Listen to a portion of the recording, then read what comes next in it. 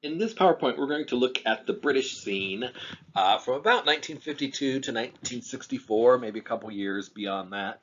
And we're going to start with a group that is pretty well known. It's known as the Independent Group. It was not a group that produced artwork underneath that title, but instead was a discussion group. And several members of that would go on to create art and architecture that falls into the category of brutalism. Now, brutalism at one time referred only to architecture, but more and more people are realizing that there's sculptors and uh, other artists in Britain at the same time whose work can really be considered brutalist. So it's a relatively new term applied to the arts, and it's very appropriate. And some of the group from the independent group went on to become the first British pop artists. So we'll look at how this all develops in the 1950s in England. And keep in mind that when we talked about post-war England earlier, and we were talking about the kitchen sink artists and people like that, that there's quite a bit of overlap in terms of time period. So they're doing their thing in one corner of London, while the independent group is doing their thing in another corner of London. And they certainly knew about each other, but their kind of worldviews and ideologies didn't really sync up. So here's two kind of points to talk about the independent group and what they did. It was basically a discussion group, and it consisted of not only artists, and by artists I mean painters and sculptors and collage artists, photographers, but also architects and designers, graphic designers, interior designers, and intellectuals, writers, people who would become curators. All were engaged in this conversation about social issues, about sociology, about technology, and about how these things reflected modern mass culture and also things associated with objects that were created at this time. They were particularly focused on American popular culture because there was a lot of information about American pop culture, and it was visually very appealing to them. And they talked about a wide range of different things: advertisements, Western movies, science fiction, television, comic books, automobile culture, architecture, rock and roll, even philosophy. So they were fascinated by America. They were also a little concerned that with the American aid that was coming to Europe and to England during this time, that they would lose some sense of themselves, that it would become all homogenized, like the McDonaldization of the world was one of their fears way back in the 1950s, a fear that in some ways has come true, but in other ways hasn't. So we'll take a look at all of these things and all of these issues in this PowerPoint. This discussion group, and in some cases it was almost like a book group because they would read things and then get together to talk about them. It only lasted for about 3.5 years, and like I said, it had a large membership that consisted of a lot of different people in different professions, and it was about 15 to 20 was the core group. Some instances it was less, some instances it was slightly more. They were really well-connected people, and so they would invite others to come join them when they had their meetings. But the core group, and the group that we will look at most, consists of Nigel Henderson, Eduardo Paolozzi, Allison and Peter Smithson, William Turnbull, Richard Hamilton, Lawrence Alloway, Magna Cordell, and John McHale. In this photograph, you're looking at from left to right. That's Peter Smithson, and then Eduardo Paolozzi, and then Allison Smithson, and then that is Nigel Henderson sitting there. There are two really important books that I want to highlight as examples of the things that the independent group talked about and discussed. And the first of these is by a Canadian philosopher who became really a mass media guru. His name was Marshall McLuhan. I don't know if you studied him, if you've taken any communication classes, but he's still studied to this day. In 1951, he wrote The Mechanical Bride, and it really was the first, I mean, it was almost like the beginning of cultural studies, or,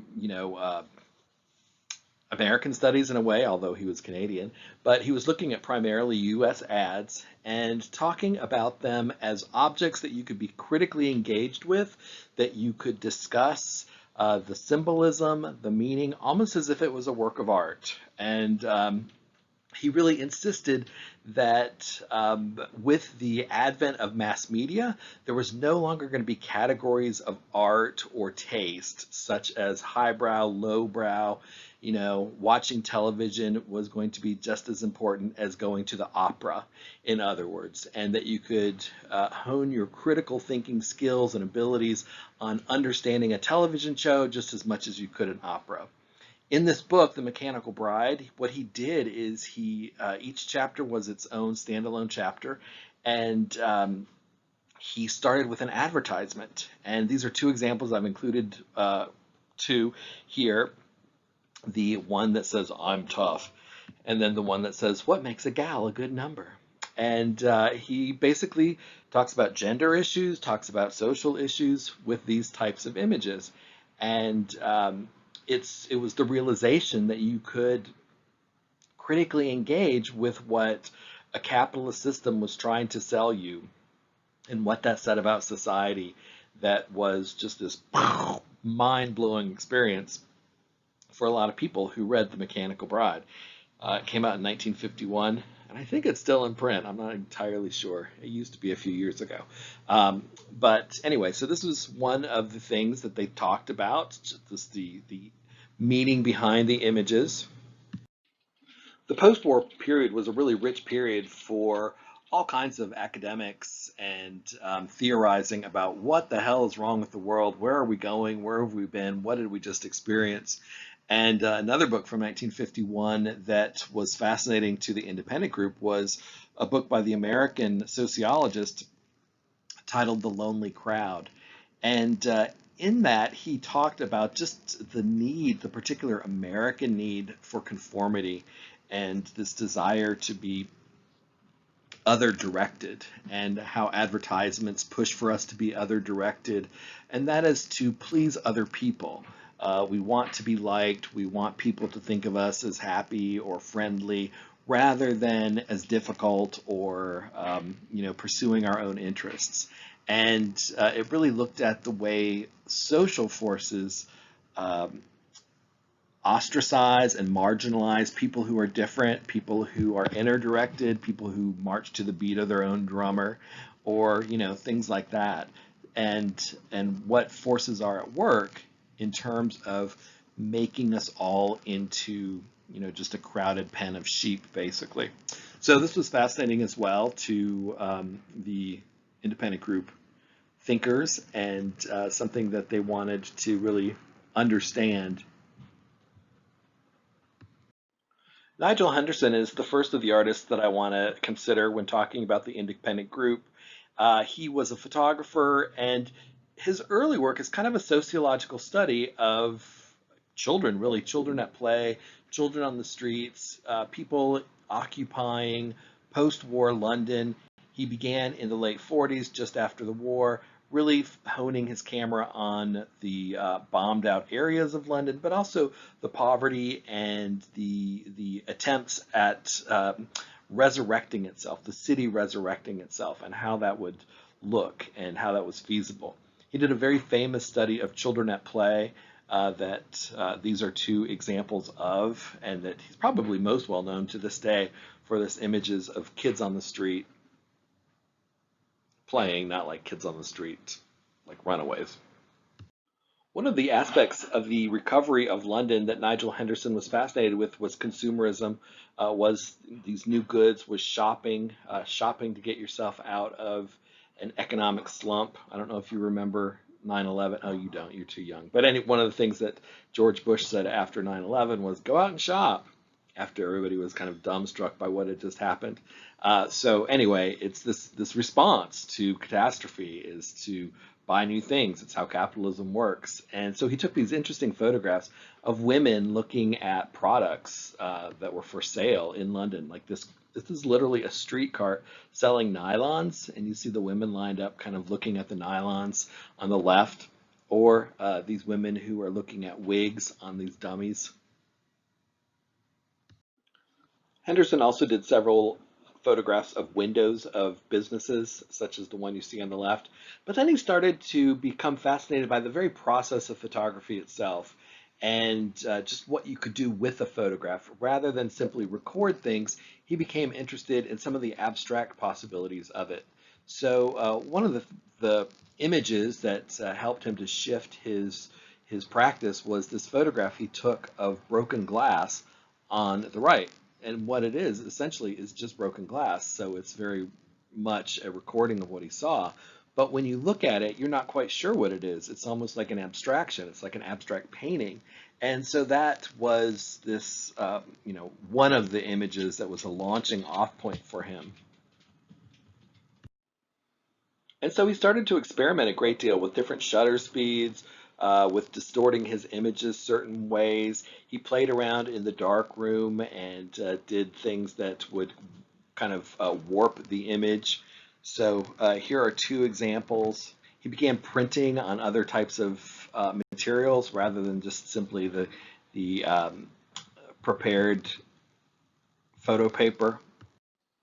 He experimented with double exposure and photographing negatives. Then he also made photograms and then photographed those. That's what the example on the far right is. Henderson experimented with a number of ways to make his images abstract, and he was really passionate about going through this whole process of exploring the medium and really understanding photography and what its potential could be. One of the results of this are two works like this, these experiments that he came up with in collaboration with his friend Edoardo Paolozzi, whose work we'll look at next. These are prints that became the basis for wallpaper. So they were based on some photographic experimentation of Nigel Henderson and some collage work by Edoardo Paolozzi that we'll see as well. Nigel Henderson was also into collage, as we'll see. And they came up with these black and white images that incorporated aspects of both. And these were designed to be on the interior of the stylish British home. These are a couple of Nigel Henderson's found material collages that he did during this period in the early 50s when he's experimenting not only with photographic techniques, but also with creating compositions that are these compositions that almost look organic, like he's creating biomorphic forms, life forms out of the discarded material that he finds in the streets of London. That would be a lifelong fascination for him. So on the left is the work that he does in the early 50s, where he gets these images and he creates these flower compositions. And then on the left, or excuse me, the right, is a collage that he does in the late 70s. He's still engaged with using found images to create new and interesting compositions. And in one case in the 1950s, he almost comes close to a Robert Rauschenberg-like effect when he collages this entire four-paneled screen, like a large dressing screen that people change clothes behind. And here he has covered it with images from popular culture, images from like Victorian porn, basically, to scenes from movies, scenes from contemporary journals. And so it's kind of, in scale, it's like a combine in terms of its size, but it's very different than a combine, of course, because Rauschenberg painted and it was much more sculptural. Combines were a combination of sculpture and painting. And this isn't really so much sculptural, it's still very flat and like just a very large collage. But he was thinking room-size collage-like effect here. Edoardo Paolozzi is one of the most famous British artists in the 20th century. He was born in Scotland. His parents were Italian immigrants. And when World War II broke out, he had to spend his time in basically a camp for enemy aliens because of his Italian descent. His father and uncle got deported back to Italy but never made it because the ship that they were on was sunk, and so they died as a result of this. And his early work kind of is in the vein of some of these post-war artists that we've already talked about. There's this sense of dread and anxiety and tragedy to a lot of his works. These two examples kind of give you that sense of some of the images that we've seen done by Giacometti over in France, or even Francis Bacon a little bit in some of the expressive quality of pain on the left, or maybe Dubuffet more like that. But whatever. Paolozzi was a sculptor, he was a painter, but what he would become most famous for is his collages that he began very, very early. Many people believe that he is the first pop artist, and with good reason. In the late 40s and early 50s, these are the types of sculptures that Paolozzi was doing. These small bronze figures that are kind of almost simplified humans, but they also have that sensibility of being charred, of being made up of different components. They're recognizable as humans, but they're somewhere beyond human at the same time. Ultimately, there's also something a little goofy about them. They're kind of friendly little figures. They don't really embody anguish or terror so much as they're just, still going about their business. They might have had some bad knocks in life, but they're plucky and they're keeping on, keeping on. The little guy on the right who's got his hand in front of his where his mouth would be, like he's sneezing or yawning, or he's like hitting himself in the head, like, oh, I'm such a doofus.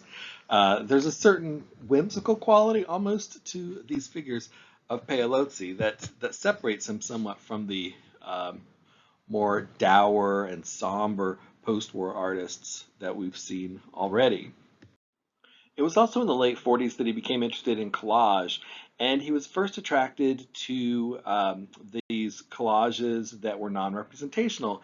And this is how him and Nigel Henderson kind of got together, because both were looking at collaged images that were cut from everyday sources, but you could create abstractions from them. These are two of Eduardo Paolozzi's early ones, and particularly the work on the right is really vivid. He would cut out just areas of pattern from different sources and combine them into these total abstract compositions. Nothing really representational about it, but just a real vibrant sense of color.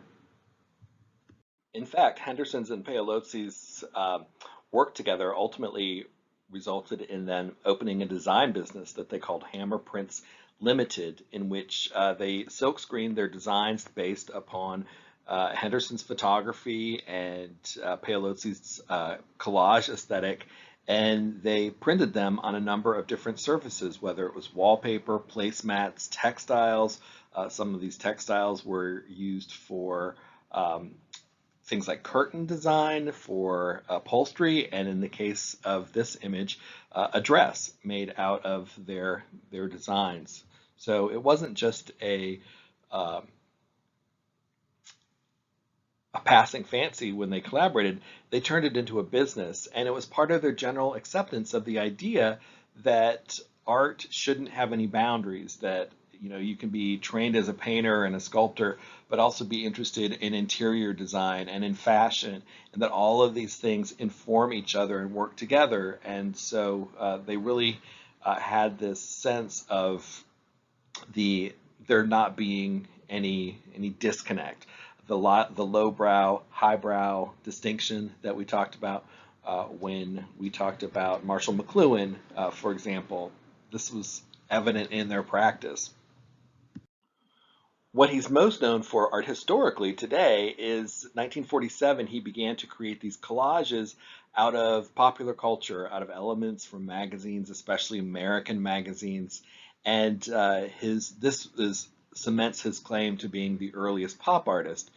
He started to make these collages, and he called them all this series called Bunk. and it was based off of this early collage that he does on the left of this weightlifter, this Charles Atlas kind of guy with a automobile advertisement, and then this woman inside of what is clearly a phallic diagram of some sort, splotches of things, all very funny and tongue-in-cheek. And then on the right is a work that's titled "I Was a Rich Man's Plaything," and you've got the headline from a magazine, and then here's the earliest use of pop, P-O-P, exclamation point, pop, as this guy seems to be holding a gun, but also seems to be a champagne bottle at the same time. So he explored all this images from popular culture and transformed it into artistic collage. Here's two more pages from this collection called Bunk.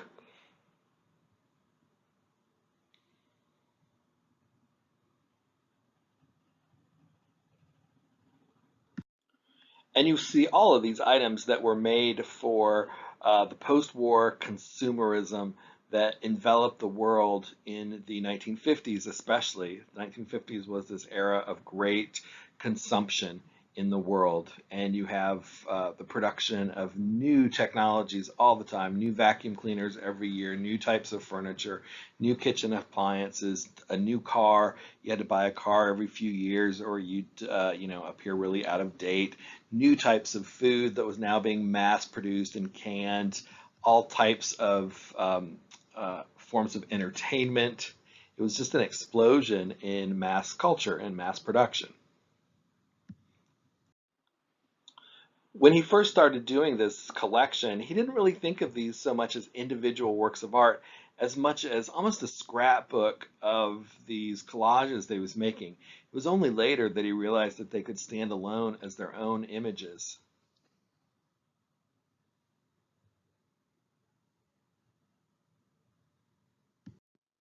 Look, it's Lucy, and Minnie, and Mickey, and California lemon juice, and White Star fancy tuna.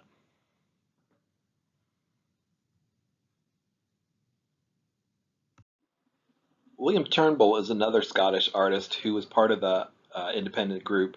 He was trained both as a painter and as a sculptor, in many ways, just like Eduardo Paolozzi. But ultimately, he's known now as more of a sculptor. He did bronze. The work on, well, actually, both works are titled Head, Head, and they kind of have that art brut feel to them again, the sense of like Fautrier's Head of a Hostage or something of that nature, a real expressive quality.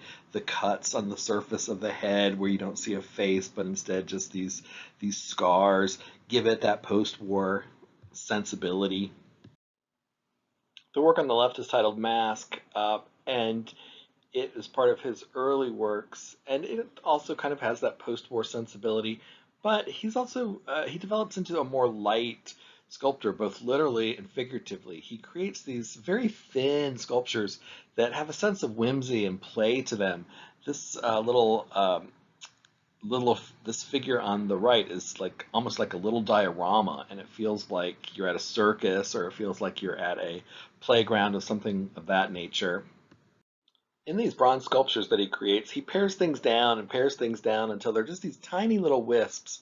And although there's some resemblance to Giacometti, it's certainly nothing like his heavy kind of anxiety-producing types of works. The work on the left is titled Large Insect, or excuse me, it's Heavy Insect. The work in the center is titled Aquarium, and then the work on the right is Acrobat. And there's just kind of this goofy sensibility to them. You can sort of see the fish sort of standing still, floating still in an aquarium. You get an insect-like sensibility from this work on the left. And the acrobat is just this goofy guy with a big nose and a big penis and some flexible limbs.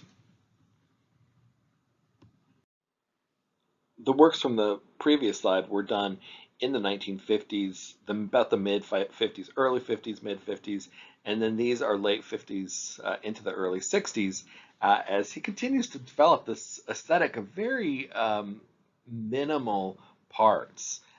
figures that just have this very spare elegance to them.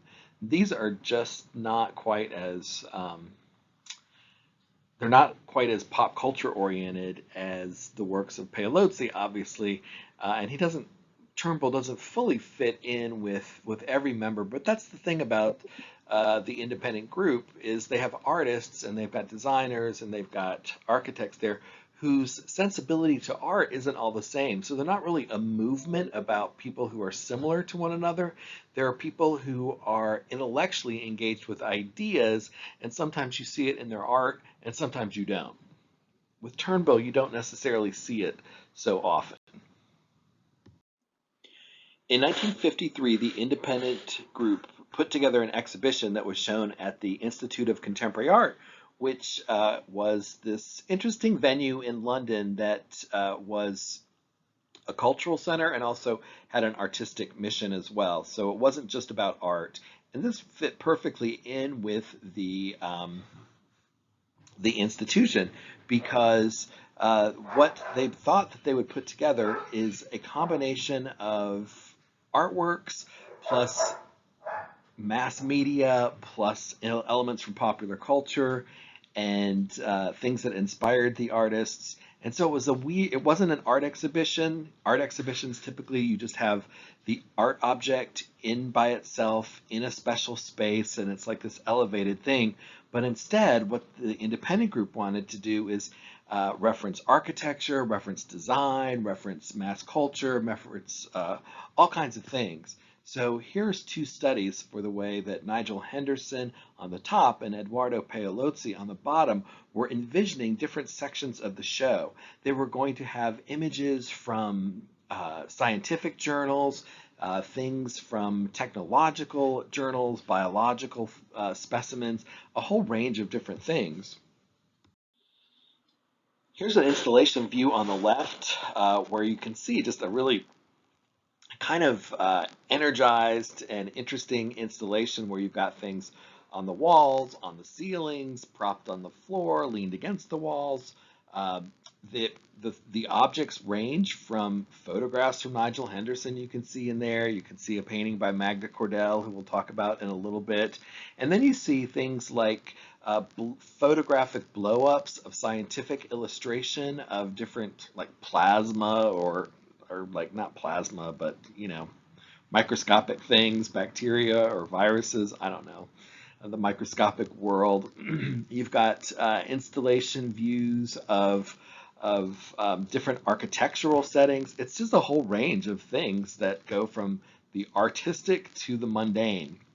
They produced a catalog for the show in 1953 to explain their ideas so people weren't just confused when they left. Here's two more installation views. And again, the idea is that art is not privileged. Art is not at the top of this hierarchy. You see things like body charts and architectural drawings and diagrams, and it's all information ultimately. Like art is information, right? It's part of this larger world that we are all surrounded by, and literally this installation surrounded you with all of this stuff. And in fact, one of the interesting things is there were photographs of works of art. So the photographs of works of art took the art from being actual art to relegating it as information, more directly in that case. One of the artists associated with the independent group, whose work we haven't talked about yet, is John McHale. And in the early 50s, he was doing works like on the left, where he was cutting out newspaper headlines and kind of arranging them sporadically in these columns. And I guess that's not sporadic, but there's no real meaning between the columns, is what I mean by that. And he's interested in advertisement because of the Marshall McLuhan reading and things like that. And he's a very intelligent man who would later go on to get his PhD and become a kind of noted lecturer in the United States. But in 1955, he received a fellowship to go to the U.S. and study for a period of time. And he went and was really exposed to American popular culture. Like he was in the belly of the beast. And when it was time for him to come back to London, he packed up, I forget if it was one or two boxes full of American magazines. And when McHale came back, the independent group, he brought the boxes to their meeting and they just poured over these magazines and looked at it and cut it up, and they were all engaged in cutting up the magazines and using the source material. And McHale really became more of a collage artist after that. He'd been trained as a painter.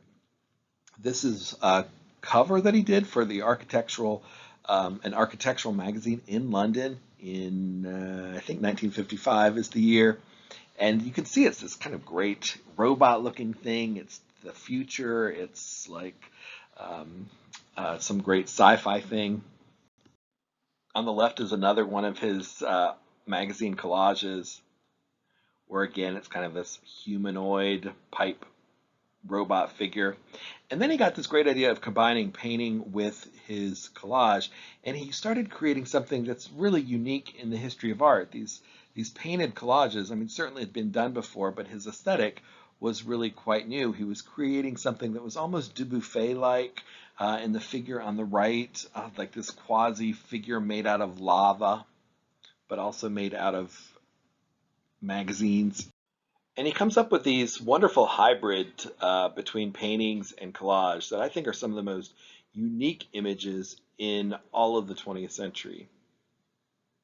These figures, particularly the works on the right, where he creates these almost monster-like mythic figures, but they're also made out of just everyday life that you see as you're flipping through a magazine at the barber shop or whatever.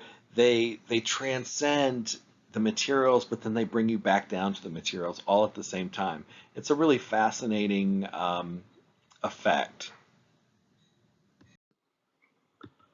And then finally, here's two more of these just super cool painting collages, collaged paintings, collages, collagings. Doesn't work. Anyway, just, revel in how awesome they are.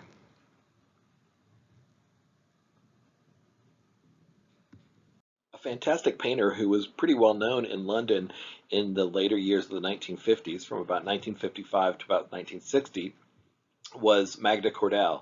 She was a Hungarian artist who had fled Hungary when the Nazis invaded and ultimately wound up in London.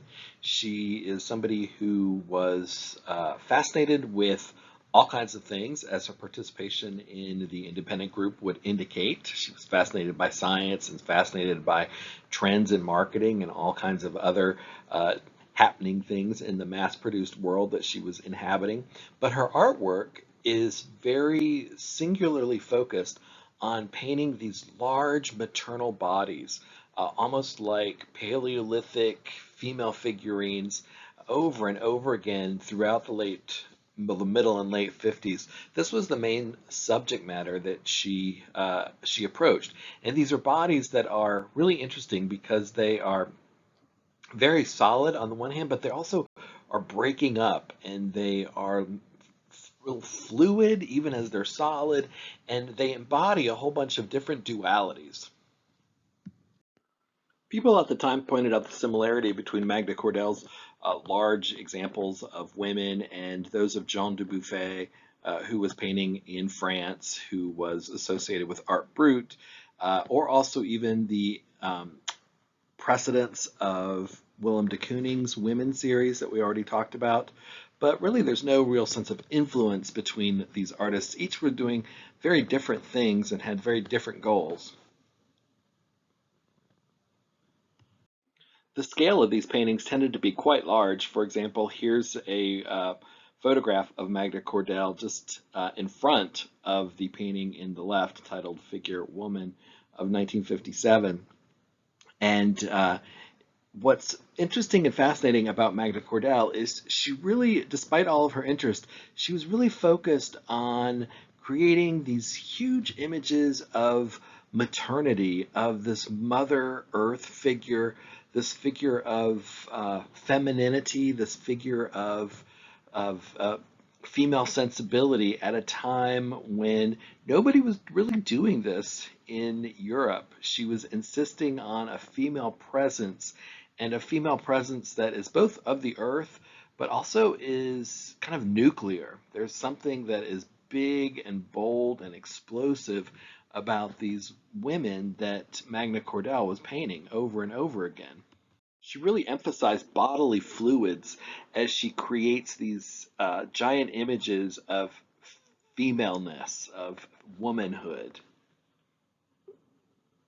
You get it particularly in a series of paintings that she did on paper, like the example on the right, where you really do see this paint flowing, and even the red dripping from the body of the woman kind of connects the woman to menstruation and to sort of the cyclic connection with nature. They're very bold. They're very confrontational. There's also something a little interesting about looking at Magda Cordell's work during this period and John McHale's, where Magda Cordell's really focusing on this femininity.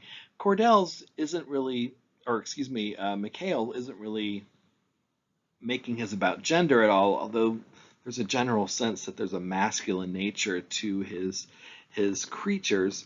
And what's interesting is that at the time they were sharing a studio space. Magda Cordell was married to a musical composer who was also a member of the independent group, and they had a 3-floor studio. He worked on the top floor, then John McHale on the second, and then Magda Cordell on the first floor because her canvases were so big it was much easier for her to have the first floor.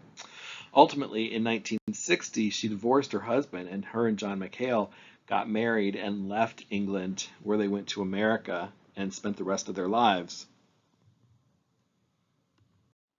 And it's not clear how much painting she did once she left Great Britain for the United States. She's somebody who very little research has been done on her career. She mostly seems to have given up painting, although perhaps she did a little. Again, it's not clear. She became an academic, and her and John McHale became professors of what they called futurology, being able to determine future market trends and future ideas associated with marketing and communication and all kinds of different applications that would have, not only for business, but also for technology. And then the final 2 paintings where her works are, still, you can still recognize aspects of the female body in them, but they also become embryonic at the same time. The images in the past slide, they were almost being scattered by forces of energy, and now they're almost being contained in these like amniotic fluids or sacs, or something really fascinating about Magna Cordell.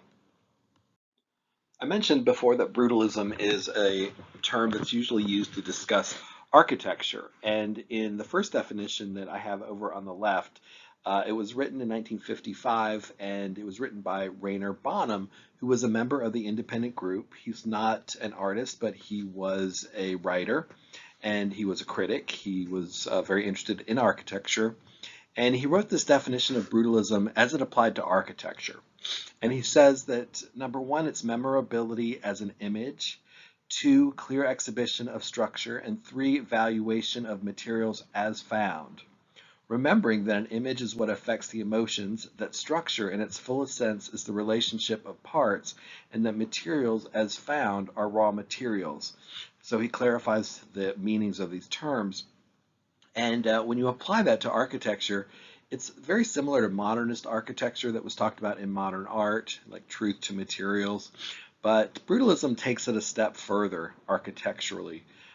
If you've ever been in the art building and the concrete facade of it, it's very brutalist in many senses. It's memorable, but it's very much about the materials that it's created out of.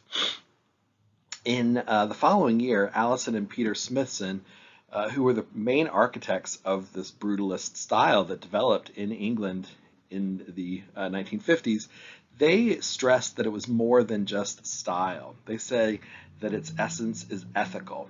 Any discussion of brutalism will miss the point if it does not take into account brutalism's attempt to be objective about reality, the cultural objectives of reality, its urges, its techniques, and so on.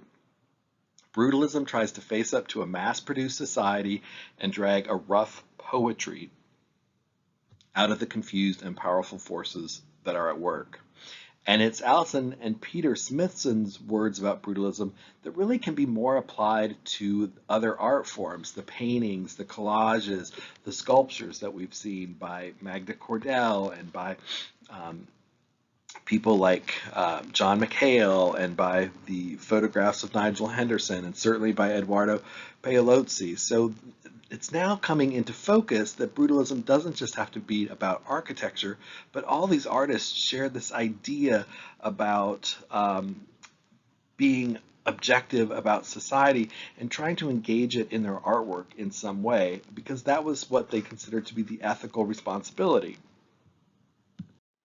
Allison and Peter Smithson were the most famous architects associated with brutalism, although other architects followed in that style, and the style actually had somewhat of a long life in the middle years of the 20th century. A lot of college campus ultimately ended up being done in a brutalist fashion. And here the two architects are on the left, and there's their most important early project. It was a secondary school that was done in a place called Hunstanton. And their idea was that truth to materials really needed to be truthful, so that on the exterior, bricks needed to look like bricks, or molded concrete needed to look like molded concrete. A lot of times on modernist buildings from the 20s and 30s, they would be made out of concrete or some other material, but then they'd be whitewashed so that they had this, kind of a beautiful aesthetic appeal to them. Also, they believed in things like if you look over at the right at this lineup of sinks in one of the bathrooms, they believed in not trying to hide or disguise pipes or the functionality of things. So a sink is a sink, and there's pipes underneath it, and they're not trying to beautify it. They're not trying to really make it into something that it's not. They held these principles of design in terms of architecture really for several decades. This is their major project at the end of the 60s into the 1970s.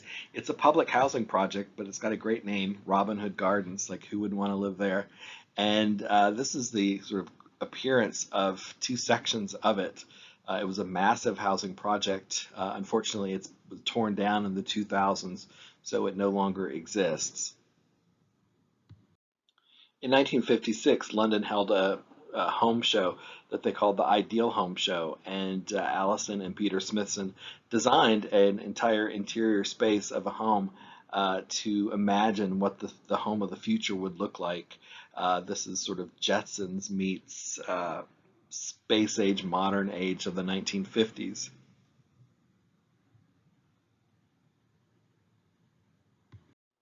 On the left is a closet and staging space, and then on the right is a bed of the future.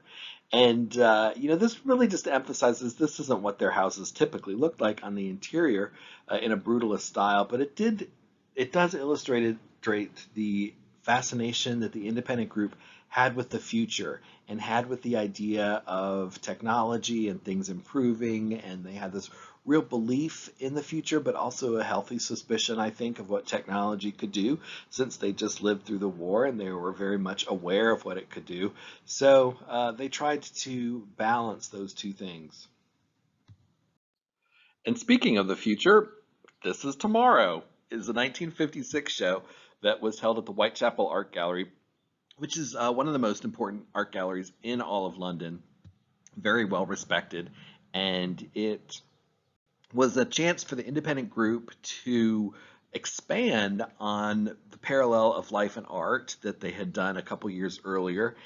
In this case, they invited other artists that they felt had a similar affinity to the work that they were doing, and they imagined a space that was almost like a trade show. I don't know if anybody's ever been to a trade show, but people set up booths, and there's kind of kiosks in the space. And there's a sort of a feel of trade show like to that. It's this imagining of the present and the future and where we are and what's going on and what might be. And so that meshes perfectly with their kind of vision of society and this idea of mass production kind of pushing us into the future. And so this was also a critique of that idea as well, because like I said, they weren't completely comfortable with this concept. So these are just a couple of the poster for it on the left, and then a little announcement card or something of that sort over there. So it was photographed. So let's take a look at some of these images. So This Is Tomorrow was a very conceptual exhibition, and the theme was all about collaboration. The idea is that groups of individuals would work together to create a space. And there were 12 spaces, and each of these 12 spaces were meant to stand alone, and yet the whole exhibition could also work together as one, and it should work together as one. And this was based off of Marshall McLuhan's Mechanical Bride, basically, and the discussions that it engendered, and the idea that each of his chapters were standalone chapters.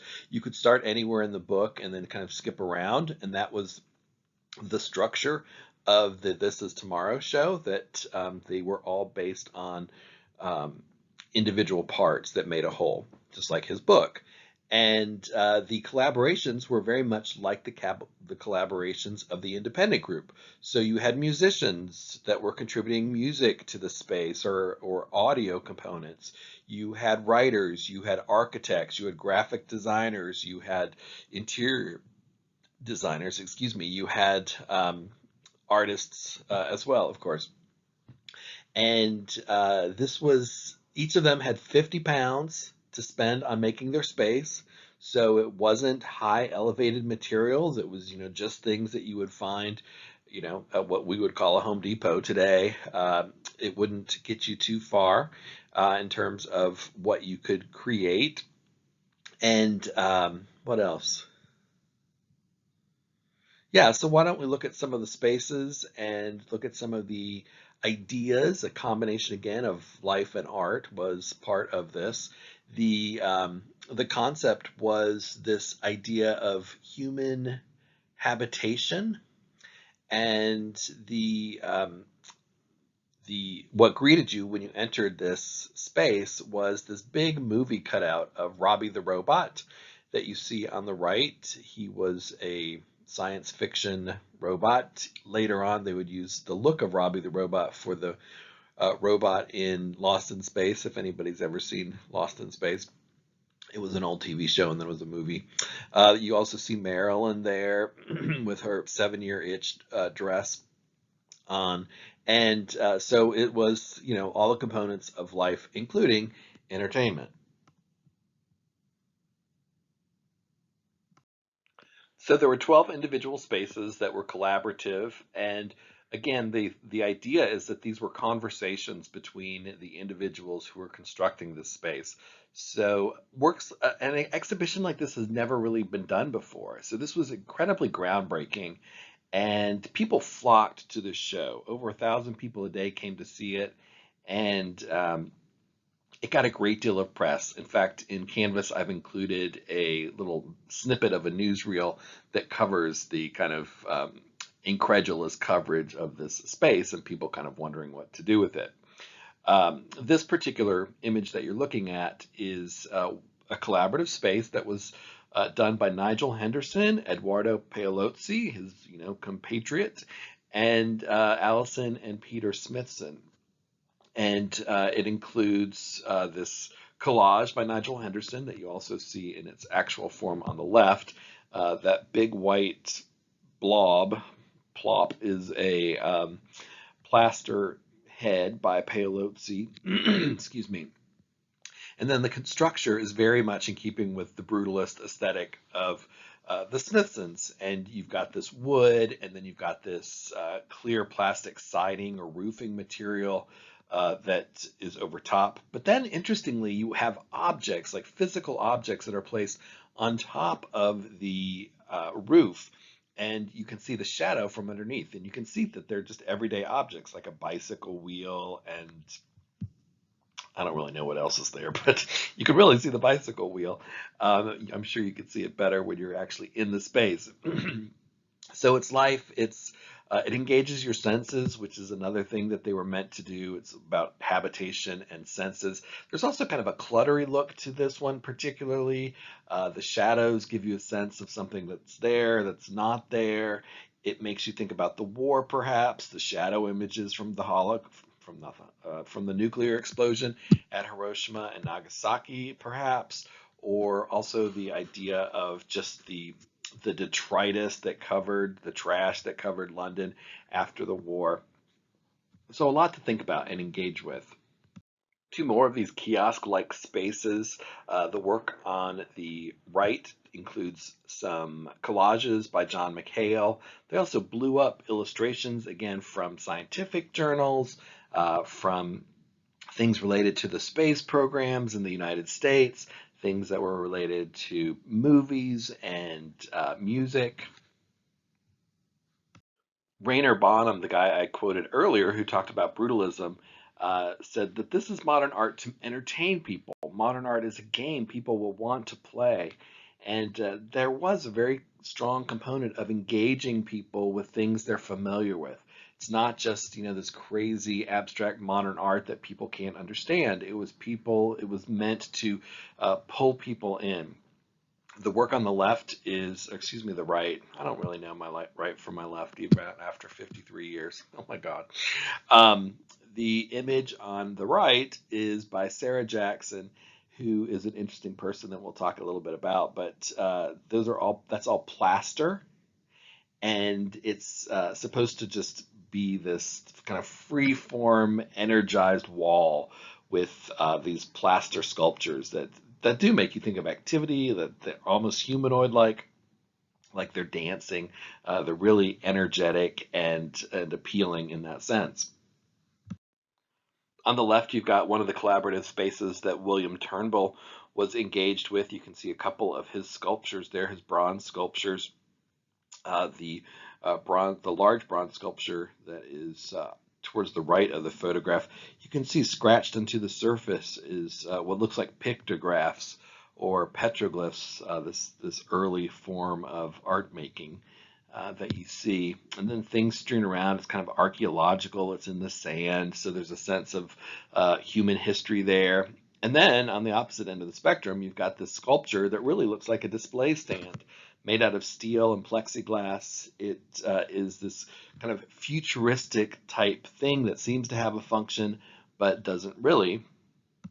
Sarah Jackson is an artist that most people don't know anymore, but she had a very interesting career. She was born in Detroit and basically got an art history degree. And then she went off to Mexico City, and then her travels took her to Europe, and she was in Paris, and then she ended up in London where she got married and became associated with the Independent Group. And in the This Is Tomorrow show, she contributed a series of sculptures. She studied bronze casting when she was in Paris, and these are some of the types of works that she was creating. And you look at them and you kind of think, oh gosh, this is so 1950s, late 40s, 50s, very European is what people were doing at the time. But she had different ideas as well. And when she was in London, she moved from solely doing bronze casting to experimenting with other things.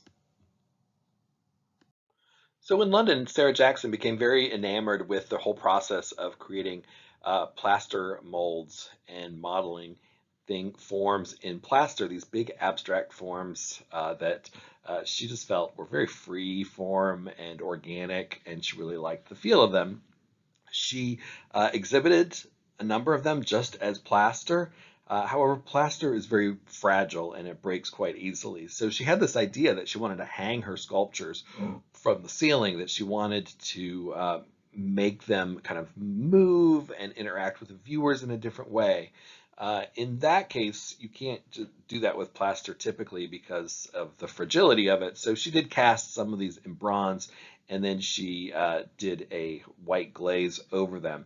And you can see her along with Emilio Scanavino, who was an Italian painter who shared space with her in the This Is Tomorrow exhibition. So there's some of her hanging sculptures that are in bronze, and then the work on the left is a plaster piece.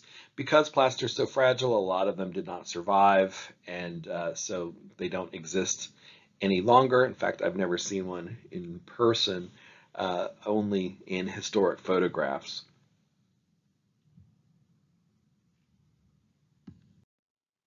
Here's two more of her plaster sculptures that have not survived. She also then, after this show, her and her husband moved to Canada and she became a Canadian citizen. She sculpted for a while, again, experimenting with all kinds of different plastics and foams in the 1970s.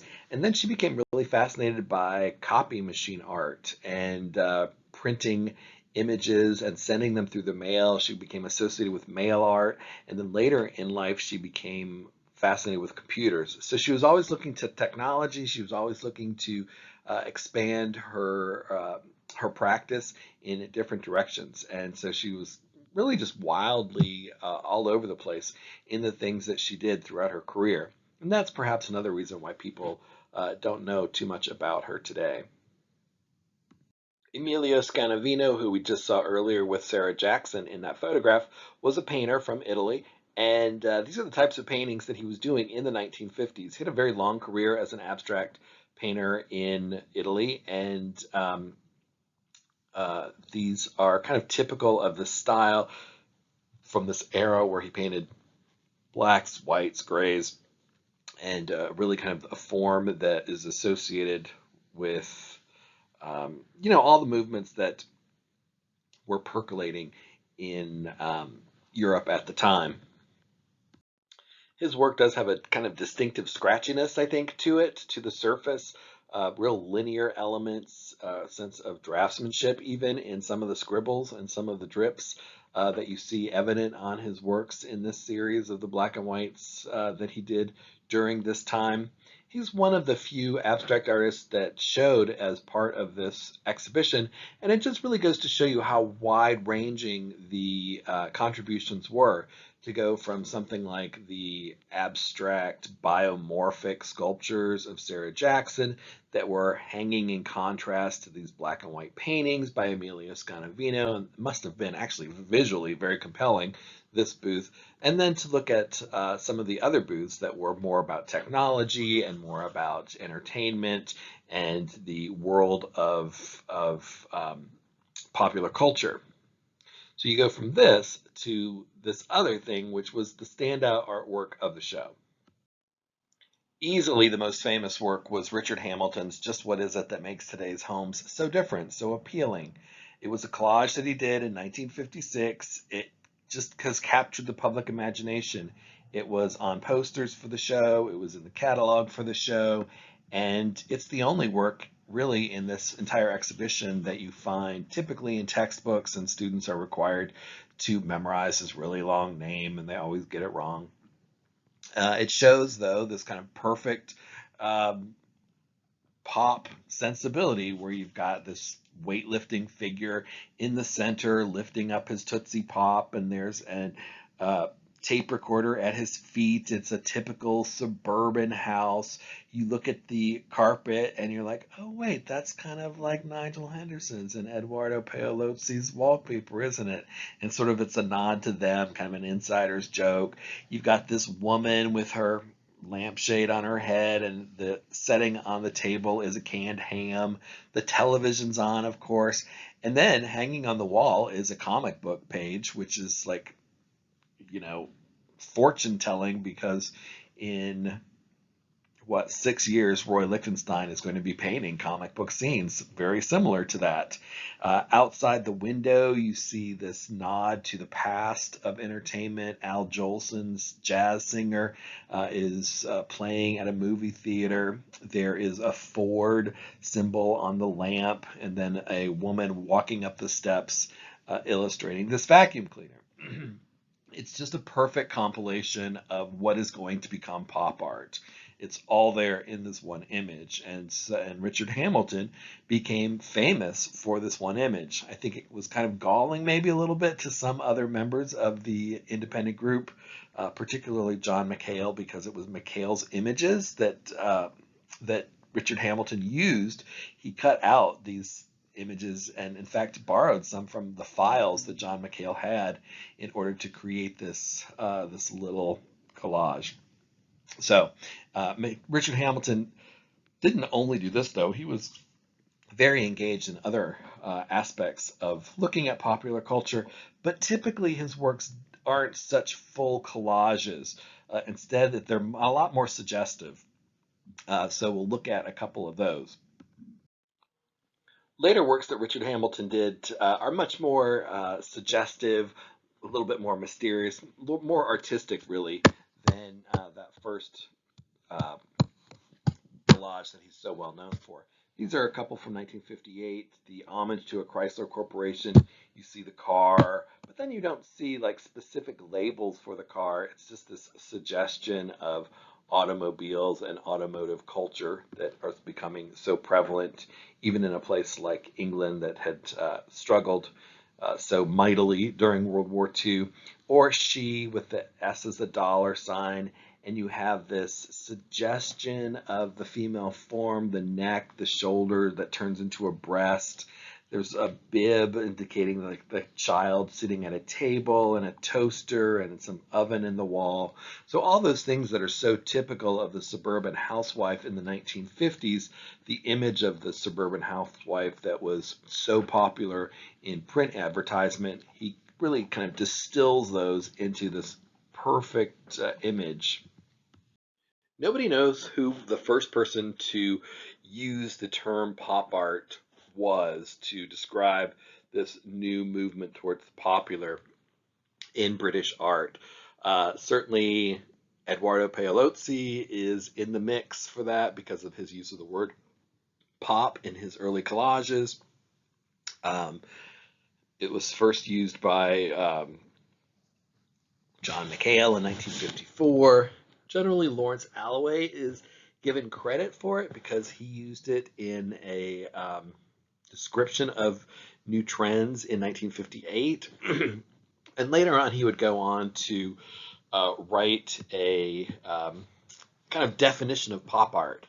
And since pop art is pop art, the definition was a list of what pop art is rather than anything like dense or lengthy in a paragraph form. Pop art is just bullet points. So he says it's popular, designed for a mass audience. It's meant to be transient, a short-term solution, expendable, easily forgotten, low cost, mass produced, aimed at youth, witty, sexy, gimmicky, glamorous, big business. These are all the things that he designates as pop when he's thinking about the work of somebody like Richard Hamilton or the work of Edoardo Paolozzi at that point and others that we'll see in just a minute. For his part, Richard Hamilton was very interested in these ideas of advertising still, and he continued to use it in his work through the 1950s and through much of the 1960s. When we look at American pop art, the pop art movement most people are most familiar with, it begins in 1962. So all of this stuff really predates American pop by quite a bit as it was expressed in England. Here on the left, hers is a lush situation. Again, you've got this tail fin of a car, and it's this idea that cars were designed to mimic the curves of a female body. I mean, that's just common knowledge in the 1950s. The idea of the undulating soft curves of the car were meant to appeal to a man's sexual desires in the same way a woman's body was. And the whole idea of a woman being used, her sexuality being used to sell things, commonly discussed in people like Marshall McLuhan's book, as well as in popular press and popular situations as well. So his pinup of 1961 referencing, this new term, well, kind of an old term from World War II, but given new relevance in this dawning age of pornography magazines, things like Playboy and things like Penthouse that had not previously existed because of censorship laws in the United States and in England, now starting to become more and more pervasive as a cultural moment. In 1962, the year that pop art was just beginning and then quickly exploded in the United States, Richard Hamilton did a series of works that he titled Towards a Definitive Statement on the Coming Trends in Menswear and Accessories. And he did several works in this series that focus on masculinity, maleness, the selling of maleness, and what that means, what ideas we bring to that, the image of John F. Kennedy on the left and his really savvy use of the media in his presidential campaign, and then during the early years of his presidency, which is basically all he had was early years. So it wasn't just women's and women's bodies that he was looking at, but because that is primarily what advertisement at the time focused on, you do see a lot of these associations of female sexuality with advertising goals. So that even by 1969, a study for a fashion plate really focuses on female models and the exploitation of them, and he tries to kind of denaturalize them with some of his interesting collage techniques. Interior 2, again, you've got this, I think it's Rita Hayworth, a movie star, selling the interior of a perfect modern home.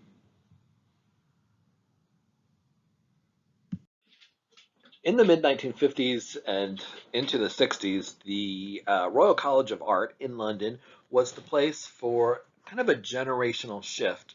And that's of these slightly younger artists that weren't quite the same vintage as the independent group artists, who will start to produce work that is very clearly pop and that will carry on pop into the 1960s. So let's look at a few of these British pop artists, and then we'll be done. Peter Blake is one of the most successful of the British pop artists, who began to do pop art in 1954, what could be considered pop art, in this work that was based upon a photograph of himself and his sister as a young child. And it shows them both reading the newspaper. His sister always used to get the comics from the newspaper first, and so that's what he depicts. His sister is here in an eye patch, and Peter Blake is looking out at us. And it really kind of suggests the youth focus that's going to be such a big part of pop art. Pop artists are really attuned to advertising and to things that appeal to children, especially like comics, like television, like comic books. And this is one of the early English connections between that targeted audience of children and the consumer product of comics, in this case, from 1954. It's a complete painting. It's not, there's no collage elements. It's just a wonderful, weird painting. It's kind of slightly strange. Look at the hands. They are just these blurs. They seem like they're in motion in a certain way. And then also the way that both of them aren't really looking at the paper, but are staring out at us in a particularly creepy child way. On the Balcony is another creepy image of children, which happens to be a personal favorite of mine. You've got what looks like collage elements, but they're actually all painted. So there is no collage, but it's meant to look like collage. And it has these children standing against this kind of weird green carpet. And then in some instances, like the little boy on the right, his whole head is replaced by a Life magazine. You've got them holding up paintings as well as things like pennants and baseball cards and photographs of movie stars. There's just a real assortment. It's almost like it is a distillation of the This Is Tomorrow show. Elements from real life as well as elements from the art world.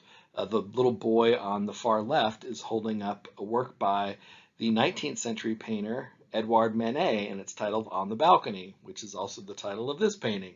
So it's a nod to past art, and it is a declaration of art's future at the same time. Boy with Paintings from 1957 was started the year that he finished On the Balcony, and it kind of picks up with the same theme. There's a boy in the background holding a painting. There is an abstract painting behind the boy's head. The boy that's closest to us is again based on a childhood photo of Peter Blake. So he's really inserting himself into these paintings that's very personal. The little kid has these badges and little buttons on his jacket, indicating maybe membership in clubs and things like that associated with boyhood. But then he also has this kind of a tie on. He's a good little British kid after all. I do have to mention that both On the Balcony and Boy with Paintings were inspired by an earlier painting by an American artist. Her name was Honorée Charrière, and she did in 1943 this work titled Workers with Paintings. And she was a real social realist. She was very interested in the cause of social justice, particularly for working class Americans, this idea that painting shouldn't just be for the wealthy. And so she does this painting that includes uh, the working class of America, the working poor of America, really, but they're holding things up like Grant Wood's American Gothic. You see Picasso's Girl Before a Mirror. You see a Gainsborough painting of a woman over on the right. And so he had seen this in a traveling exhibition. I believe it was 1951. I could be wrong about that, but it was one of these American exhibitions promoting American art, and this really stuck in his head. And so in 1954, and then again in, or excuse me, in 1955, and then again in 1957, he used this idea as the basis for his two paintings that we just looked at. She's a great painter. You should look her up if you're interested. In 1961, he does this portrait of himself as an adult, an adult up to that point in his life. He's like 29, I think, at this point, and he depicts himself like a kid again. He's got rolled up jeans. He's wearing a jean jacket. His jacket is covered with badges, just like the little boy was in the painting that he did, Boy with Paintings. So he's putting his contemporary self in the setting as a child, holding up an Elvis magazine. He loved American rock and roll. He loved movies, American movies especially. And so he depicts himself as kind of this fanboy, but as an adult fanboy. And, it's kind of creepy, which I love creepy. So it's this kind of, I don't know. I don't think he intended it to be creepy, but maybe he did. The next year, he does a work that also harkens back to his childhood and just the great stuff of childhood, the things that you remember, the toys from your childhood. You know, I don't know about you, maybe you have to be older to start getting nostalgic about your childhood. Like, I, for one, love kids' toys from the 70s because that's when I was a kid and they had such cool stuff. And so to this day, I have a lot of weird toys from the 70s. I just can't help it. And this was his childhood in the late 30s and early 40s. And so he creates this toy store that is a sculpture, really. It's not a painting, it's a sculpture, it's an assemblage, it's to scale. So that's the actual size of a door and the size of a storefront, a small storefront, but still.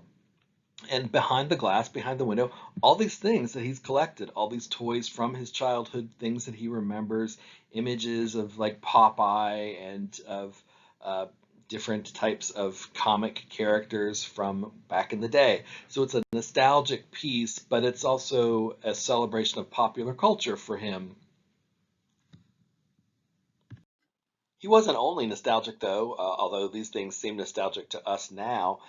He's definitely of the moment in his interest in music, especially. The Lettermen were a contemporary group.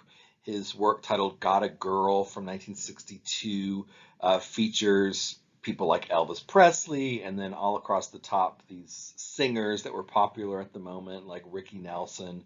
I don't know who the other three are. I mean, I'm not that old, but there's a little a 45, this small record that is up in the left-hand corner of that. He uses stenciling for Got a Girl.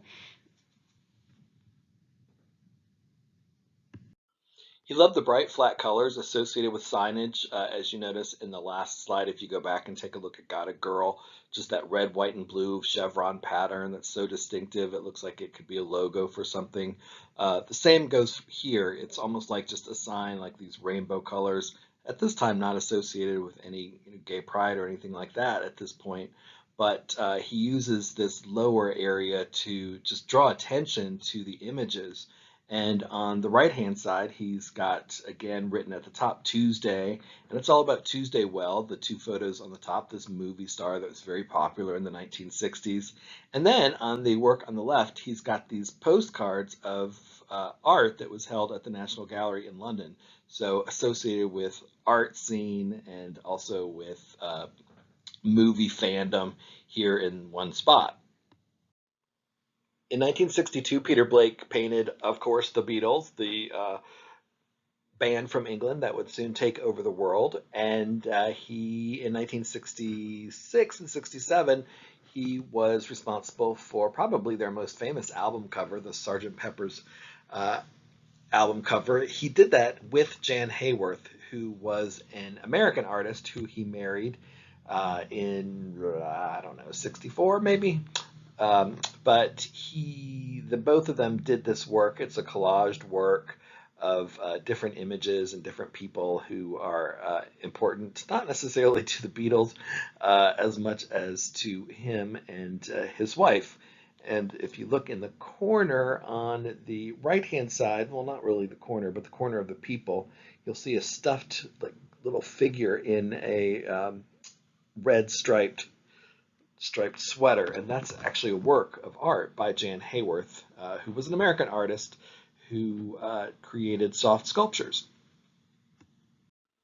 Jan Hayworth was an American artist, like I mentioned just before, and they actually married in 1963. I just looked it up, and were together until like 1979. So they had a good long run, her and Peter Blake. She was raised in Hollywood, California. Her father was an artist and became an art director for Hollywood studios. Her mom was also a practicing artist. So it was just kind of part of her DNA. She came to London to actually study art history and studio arts, and then she fell into a crowd of pop artists. And one of the things that she had been exploring in art school was women's work, so-called women's work. And she was attracted to sewing, which her mother had taught her to do. And she was an early practitioner of what's known as soft sculptures. So as you look at this tabletop, the plates, the donuts, and the newspaper are all done out of fabric. Fabric works that are then stuffed and sewed, or in the case of the newspaper is printed upon, not sewn. She became particularly well known for her figural works, such as the sculpture on the left of Mae West and Shirley Temple, the little girl, and then Jimmy, who's that? Oh, W.C. Fields. W.C. Fields, Mae West, and Shirley Temple, made out of stuffed fabric, or just this unnamed maid who is seated on a couch. Jan Hayworth, after her marriage to Peter Blake was over, returned to the U.S., where she continued to make art, did several murals. She's got a pretty famous one in Salt Lake City, actually. It's very cool. I've seen it a couple times. An artist who was the poppiest of the pop artists in the 1960s and very well known until her tragic death when she was only 28 years old. And then she was forgotten about very quickly, unfortunately. Her work disappeared because it was mostly owned by her family, and her brother put it in a barn where it sat for 30 years until in the 1990s she was rediscovered. And it's really only been in the past 15 years that more and more people have been talking about her. Her name's Pauline Bodie, and Bodie was somebody that lived the life not just of a pop artist, but of a pop person. She was an actress, she was a model, she was in plays, she was in television programs, she was a dancer on their version of American Bandstand. It was called Ready, Steady, Go. And she was a named dancer, featured performer. She was in a movie. So she was like the embodiment of what pop was. She was always interested in art. She went to the Royal College of Art, but because she was a woman, she was discriminated against, and she was encouraged not to go into the school of painting, even though that was her preference. But instead, she was kind of tracked into the stained glass program because they felt that women weren't really serious artists, and so the decorative arts, so called, were for her. So she was obedient at that stage of her life, and so she did what she was told. Um, and she graduated in 1961 with a degree in stained glass decoration. However, uh, it informed her aesthetic, certainly. She learned the principles of design and she came out with a high degree of skills, actually. She did stained glass during her school days, but at night she continued to paint. And even before she graduated, she was in exhibitions in London and was an emerging name. These are two early works that you're looking at. The work on the left is collage combined with painting, and it just is evidence of her inspiration from this collage aesthetic that emerged in the 1950s. The work on the right is just a painting, but it looks like a collage. It's painted to look like a collage.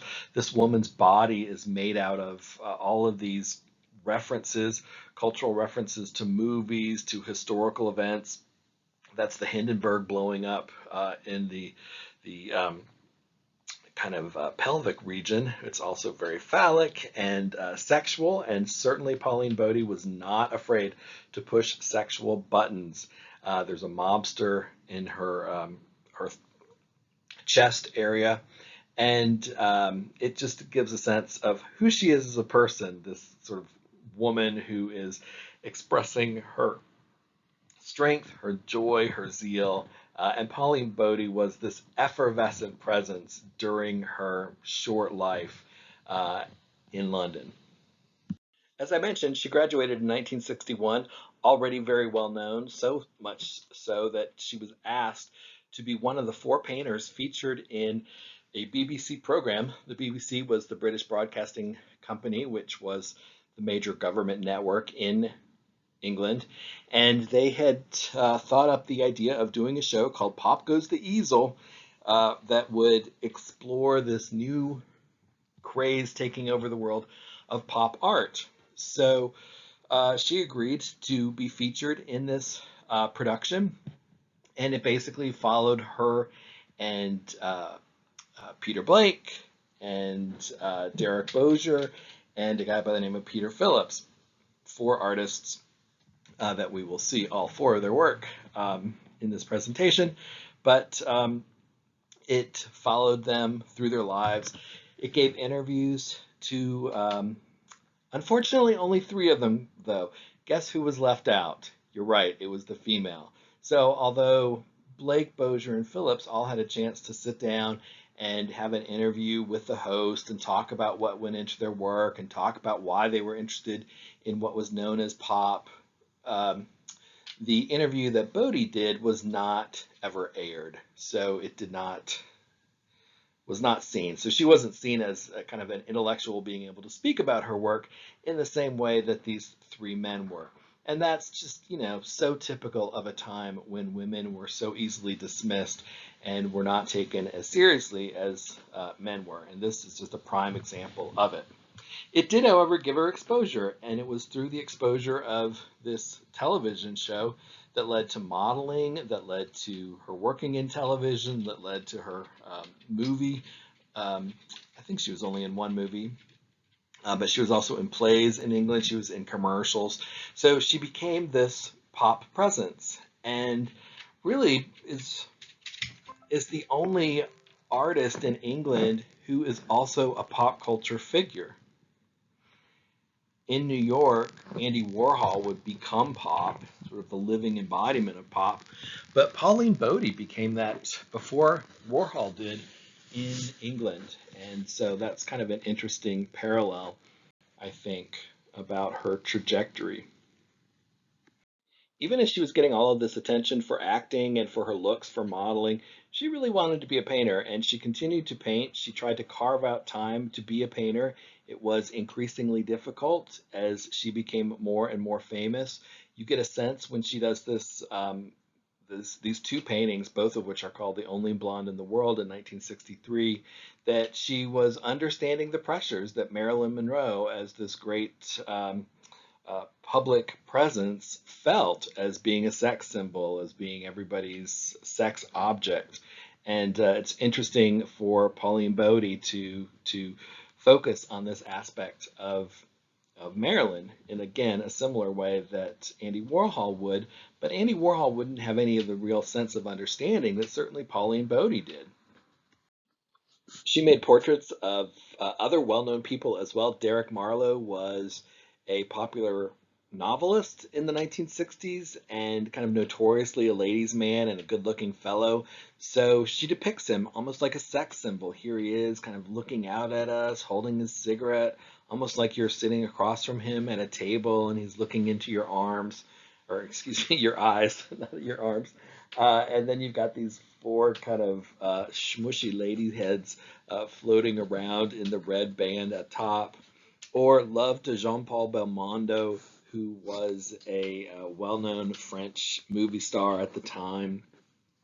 And she, includes hearts and a rose, all these sort of feminine declarations of love. But she's not afraid of that kitschy aspect, and she's not afraid to kind of go over the top. And she's also not afraid to sexualize men, to objectify them and make them the object of female lust. And this is so unusual for the time. For the mid 1960s, we're talking about before the feminist movement, before what we'll look at in the 1970s in the United States. She also did a portrait of the famous mob boss from Chicago who died in 1920, who was the first person to really bring together all the mob families of Chicago. And here he is kind of as an iconic figure in Big Jim Colosimo.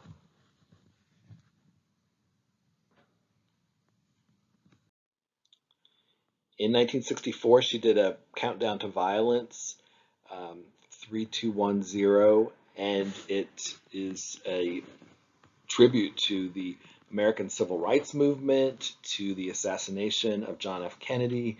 You see John F. Kennedy up there paired with Abraham Lincoln, who he was often paired with at the time of his assassination. You see a rose being clipped, and then you also see a painted representation of a image that was very well known of police and attack dogs being let loose upon the black citizens of Birmingham, Alabama. A year earlier, Bodie had done a similar composition. In this case, it's titled 54321, and that is part of the theme song for Ready, Steady, Go, which was that television program that she was on that introduced music to the dancing public of England. And in 54321, she has that across the top, as she often does. And then she's got an image of the woman who's the host of the show. And then she's got a rose and then some kind of darkness around the rose. And then a note that says, "Oh, for a FU." And many people believe the FU would be completed by CK, and that this is a sort of declaration of female sexuality, of this idea that females want pleasure just as much as men do. I mean, it could say, "Oh, for a fun time," I suppose, but there's not really enough room for that. So generally people think that it is the CK that ends it. And again, in this case, it's a very early declaration of that from a female perspective to kind of demand equality of sexual expression and sexual desire and sexual pleasure. There's a James Brown song called "It's a Man's World," and she did two paintings based on that.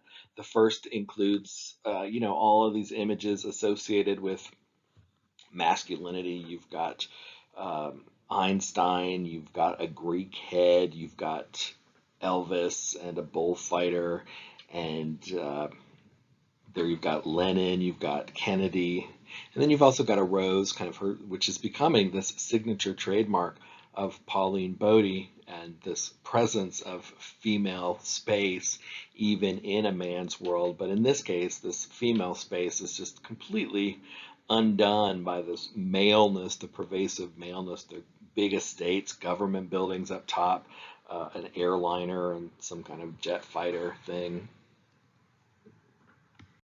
In a painting she does the following year titled It's a Man's World Too, she gives us women, but in this case, it's women as men see them. So they're all sexualized, they're centerfolds, they're passive, they're laying down. It's kind of softcore porn. And she is making us see that this is how men see women. This big nude torso is in the center of the composition, and her crotch is really kind of dead center of the whole thing. So you've got this sense that men can't see beyond a woman's body. The last year of Pauline Bodie's life was really a whirlwind. She got married to a man she had a 10-day affair with and fell madly in love. And then they got pregnant right away. She got pregnant right away. And as she was going for her prenatal care, discovered she had cancer. And the doctor's advice was that she needed to have an abortion and go on chemo. She had to have the abortion because the chemo would kill the child anyway, and they could save her life that way. And she said, no, I don't want to do that. So she didn't do chemo. She kept the child. She smoked a lot of pot to keep the pain at bay, and delivered her child when she was 28, and then died shortly thereafter. So her career was over, and like I said at the beginning, her family took her paintings and stored them away, and she was quickly forgotten about as an artist. People remembered her kind of as a unsuccessful actress in film things, but she was forgotten about as an artist. Her very last painting was this, Bum. Bum is a butt, and it's this female butt. It's kind of like mooning us. It was done for a commission that wanted this for the set of Caligula, which was a movie about the Romans and the decadence of the Romans. But this was her last work, and it's kind of a fitting work because she was just kind of mooning us all and living life on her own terms and doing things her own way. Derek Boshier is the third of the artists that we've talked about that appeared in Pop Goes the Easel, and he's not very well known in the United States. And in fact, he was not somebody who really pursued success in England either. As soon as he graduated, he did the Pop Goes the Easel BBC thing, and then he left and went to India for a year and didn't make art and wasn't really, well, he made art, he did drawings and things, but he wasn't part of the art scene back in England. And he's always sort of marched to the beat of his own drum, but his works in the early 60s definitely have a pop flavor. And this is a good example. It's a man playing snooker and thinking of other things. Snooker is like pool, like British pool. It's got different rules and things, but it's basically pool. But it's kind of a fun image of this person who's doing one thing and then thinking of England and thinking of comic books and thinking of Superman and just an assortment of different kind of goofy ideas. Derek Boshier was openly hostile to the American idea of Derek Boshier was openly hostile to the abundance of American products that were in England, and he sometimes referenced it in his art. So the very first American product that appeared on television in England was toothpaste. And for a while in 1962, Derek Boshier kind of made that the subject of several paintings. The first toothpaste painting on the left, excuse me, on the right, shows this person struggling and kind of trapped inside toothpaste.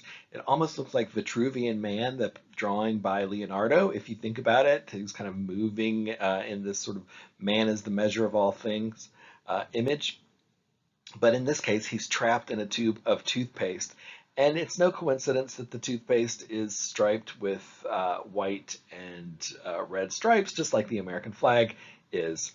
Over in the Identikit Man of 1962, it's this idea of how we as people are really shaped by the products that we use. So here, this man's arms become his arm becomes toothpaste, his leg becomes toothpaste. You see that his torso is being shaped by that toothbrush.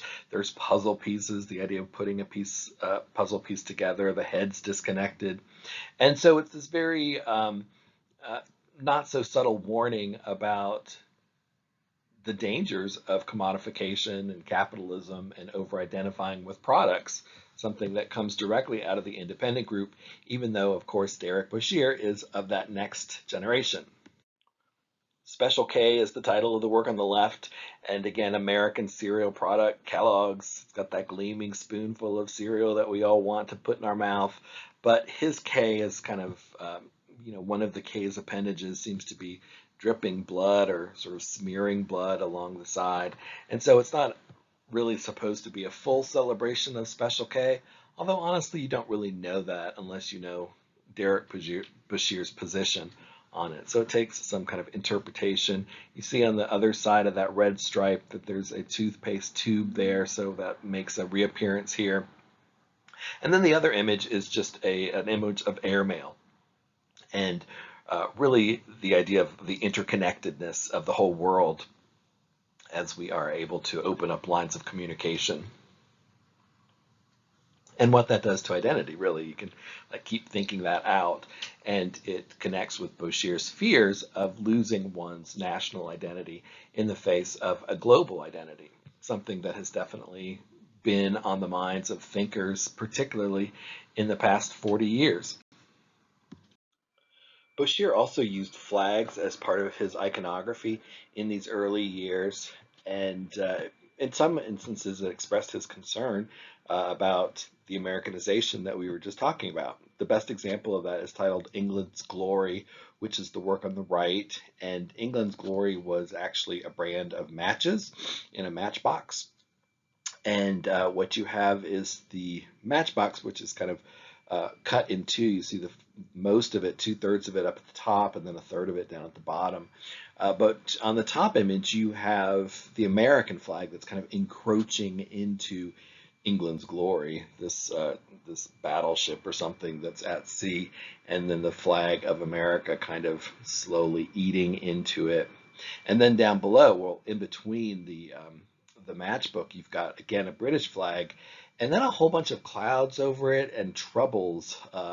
What's difficult to see is there is a smaller flag of England that has a big white blotch on it, and then there's a flag indicative of trouble in the Arab world at the time, Middle East problems. There's also a map of London there with a circle that targets it, and it was related to this fear of a nuclear bombing of London, and if a nuclear bomb hit, all of London would be destroyed. So the middle section there is really about Cold War anxieties and all of the pressures that were kind of international pressures that England was under at the time. On the left is a more kind of straightforward image that speaks to the Cuban Missile Crisis. And so you've got some of Cuba's flag, some of America's flag, and this sort of conflict that's depicted in flag form. Peter Phillips is the fourth artist that was featured in the BBC show that kind of made pop art into a thing in England, at least to the middle class. And his work is pretty distinctive. It's got some similarities to Boshier and some similarities also to Peter Blake, but there's things that uniquely his own. Entertainment Machine from 1961, Lions versus Eagles. These are two works in which what he said he was trying to do was really trying to establish an aesthetic that was not personal. Like he didn't want his hand in it. He wanted things to look clean and polished, professional, like it was a logo or it was like some kind of insignia. And you can really get that sense in Lions versus Eagles. He's not talking about the NFL here. He's just talking about two made up teams, basically. This idea of sports, the things that we do to get our minds off of everyday life, made up rivalries, things like that went into his thinking about creating works like this. Or the Entertainment Machine, which is, again, kind of just this mechanical application of images. He was thinking about the inside of a television or something like that. These entertainment devices that capture us. I mean, like us on our phones today, and just giving us a kind of an emptiness back to us. You'll notice that in the top register, there's a head with a big blotch on it and an empty voice balloon coming out. Like we have nothing to say because we're consumed by entertainment. The work on the left is kind of the ubiquitous pop art homage to Hollywood. You've got Marilyn Monroe and Brigitte Bardot, that's the MM and BB, as these sex symbols, and then these kind of women strippers in their lingerie dancing around the bottom. And then over War Game, it's this kind of fascination with America and with America's Civil War and the repercussions of it that were still being felt 100 years later in the 1960s as the civil rights movement was starting to gear up and there were all these racial tensions in the US. And he presents it again in this kind of objective manner as if it's a game, as if it's some type of board game that you would play. Another artist of their generation that's not too well known in the US is Gerald Lang.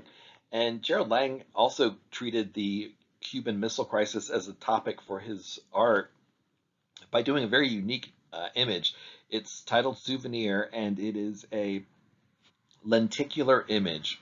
So when you look at it straight on, you have this image of this kind of monstrous figure with stripes and whatever. But if you move to one side, you're going to see an image of Khrushchev, the leader of Russia.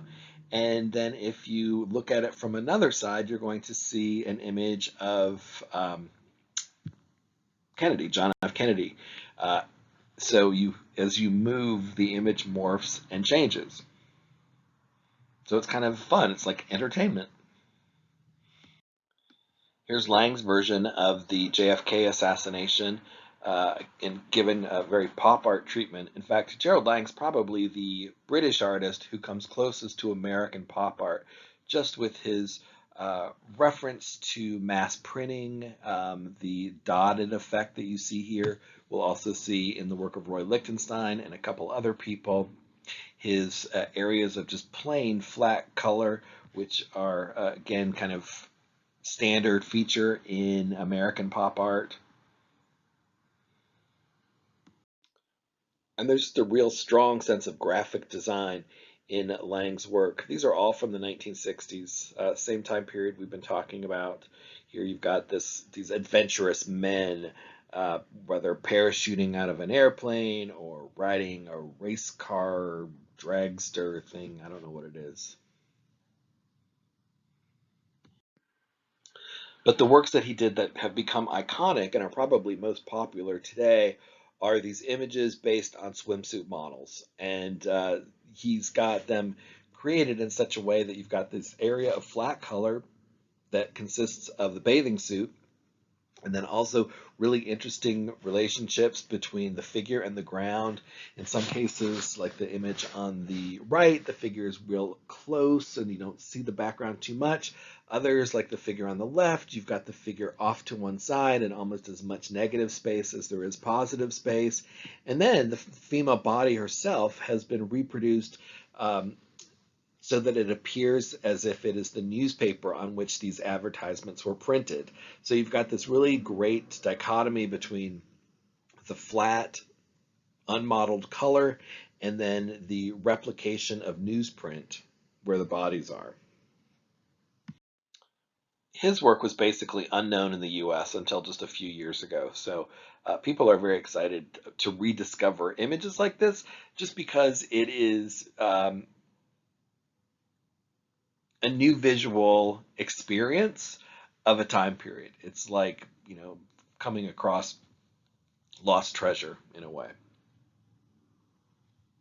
And these also still speak so much to contemporary life. Probably the pop artist from England that most Americans know the best is David Hockney. Excuse me. But the work that they know occurs after he moves to California in 1963 or 1964. But the work that he completed prior to moving, when he was still in London, isn't exactly pop, but it's probably some of the most important paintings done by a gay man in the 20th century. And that's because, unlike somebody like Rauschenberg, who was in some ways dealing with his homosexuality in his combines, David Hockney was being much more upfront about it, even though he also had to be coded. When he first starts painting images like this in 1959, homosexuality was still illegal. You could be sent to prison just for being gay in England. And so it was very difficult to really create artwork about a subject of being gay. And also, he kind of used art to come out of the closet. He's a 22-year-old young man here. He's a graduate student at the Royal College of Art. And he's starting to read Walt Whitman, the 19th century poet, also a gay man who wrote in coded language about about desiring other male bodies. And it was a very brave thing that he did, even though these works look kind of childlike and somewhat ridiculous, and he used again codes to communicate. So if you look at this image, it's titled Adhesiveness, and it's these two male-like figures close together, being adhering to each other. The 48 on the image refers to a code that Walt Whitman used in his poetry. So he would give each letter a number. So A would be 1, B would be 2, C would be 3, D would be 4. And here you have 48, that's David Hockney. And then the older man over there, 2323, is Walt Whitman. Walt Whitman has this old, like, Abraham Lincoln kind of hat on that David Hockney gives him. And so it shows him and Walt Whitman in a very intimate connection with the nose of David Hockney in the mouth of Walt Whitman, and Walt Whitman's penis in the belly button of David Hockney, apparently. There's a painting in the background that's kind of a scratchy, Abexy kind of painting. But this is the first of a number of, well, actually not the first, it's the second, but it's one of a number of works that he does in the next 2 years where he progressively is more and more upfront about his homosexuality. This wouldn't change until 1967 when it was only partially revoked, this law of going to prison if you were gay in England. 1961 was a crucial year for David Hockney. He painted imagery dealing with his homosexuality. He made a trip to New York for the first time. He went to the United States and had this kind of come to God moment and realized he needed to get to the US as soon as he was finished with school. And he kind of came back emboldened. This is a work which takes as its title, We Two Boys Together Clinging, from a line by Walt Whitman. There's some more lines from the entire poem. I didn't give you the whole thing, but it talks about these two young men who are together clinging. And you can read that yourself. I won't read it for you. But in the image, he includes these two images of these two depictions of males, although again, males that also look like popsicles in a certain way. This lack of realism allows people to look at it without feeling, the discomfort that in your face homosexuality would surely cause uh, a straight population. And yet there's still a certain population that is uncomfortable with even something like this. When I was in college, they wouldn't even show David Hockney work from his early years. The only David Hockney works we ever saw were images of lawns, California pools, no people in it. And those were in, I mean, look at the image in your book. It's kind of not really a gay image. So it's taken a very long time for people to become just comfortable with this the subject and with even the idea, the concept. He himself labeled this propaganda. The quote on the left is what he said as he was looking back on these years of his life. What one must remember about some of these pictures is that they were partly propaganda of something I felt hadn't been propagandized as a subject, and they hadn't. Homosexuality. He wanted this to be in your face, even as he was also reluctant to go to prison and lose his freedoms. So, he's hemmed in by the law, but he's got to express himself, and so these are these bold choices that he's making at the time that could cost him his really everything. Also from 1961 is Doll Boy, which has a different feel from the other ones. We Two Boys Cling Together, Clinging, and Adhesiveness. Both of those had sort of an exuberance and a joy about these men being together. Doll Boy is different because here he's kind of giving you this image of somebody burdened by being a doll boy, by being a queen, somebody whose head is bent, who's got this big burden on his shoulders. And so it's a sense of the weight of being gay in a society that is just so adamantly opposed to it and against you. On July 9th, David Hockney went to New York City in 1961 for 10 days. And again, it was this experience for him that just cemented his fascination with America. And he knew that he wanted to go back there. This is a portrait of himself, a self-portrait is what they call it in the business. And it's him as a devil because he went to New York and he's kind of drawn two skyscrapers, painted two skyscrapers in between this devil figure. You see he's got horns. It's him being literally horny in New York, where he was just thrilled to be out of what he felt was the conservative British oppression and in free America. And you have to think in America, gay men felt they were terribly oppressed. But for Hockney, he felt like there was a lot more freedom here, a lot less oppression.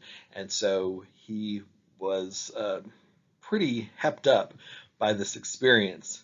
And this is like a diary entry almost in his life. This painting that you see here. So I know it's dark and it's kind of dismal if you first see it, but what it meant for him was something else entirely. The Most Beautiful Boy in the World is related to a popular song that year sung by Cliff Richard, which was about the most beautiful girl in the world. But Hockney, of course, changes it because he thinks that boys are more beautiful than girls. And he does this image of this young man, and then he kind of lightly puts this young man kind of in like a dress or a skirt that sort of indicates femininity. 69, is this, I don't know if you know this, but it's a sexual position. There's Alka-Seltzer because it's pop, and so there's the presence here of, plop, plop, fizz, fizz. And then there's this very odd heart that is right next to this most beautiful boy in the world that seems to be extending its tongue towards this young boy's own mouth.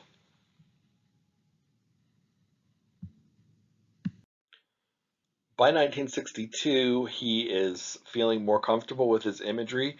If you compare Cleaning Teeth Early Evening to Adhesiveness just from the year before, you see that now he has no qualms about depicting things that might make straight society a little bit less comfortable. Here you've got, in the guise of pop art, the toothpaste tubes that Derek Boshier was also interested in, but in this case, clearly phallic, clearly engaged in sexual practices in this particular instance. No real ambiguity about this. Also, remember that number we were talking about in the previous image. This is what that is if you didn't know that. Finally, one of the requirements for him completing his degree was he had to have paintings in his final show that displayed that he could paint the body from life. And so he painted this work titled Life Painting for a Diploma, which he wrote across the front of it, of a model from Physique Pictorial. Physique Pictorial was a magazine that began in the late 40s. It was basically porn for gay men. It depicted these very strapping men in very little clothing. They couldn't be totally nude because there were laws against it. There could be no gay content in the magazine because there were laws against it. So this was, the idea was that this was about bodybuilding and about the manly physique and how to get a better body, kind of like Men's Health is today. But what it really is about looking at very sexy male bodies. And so David Hockney uses this to uh, get past this rule that they had set in place at the Royal College of Art in a very cheeky and kind of like an FU to them. He also included a drawing of a skeleton that he'd done his first year there. And so that drawing is collaged onto the surface of this painting. So we'll see some more of David Hockney, but that's when he moves to America and he takes up residence in California, where he'll be a California pop artist. And that's going to do it for this PowerPoint looking at the art scene in London in the 1950s and the 1960s, early 1960s.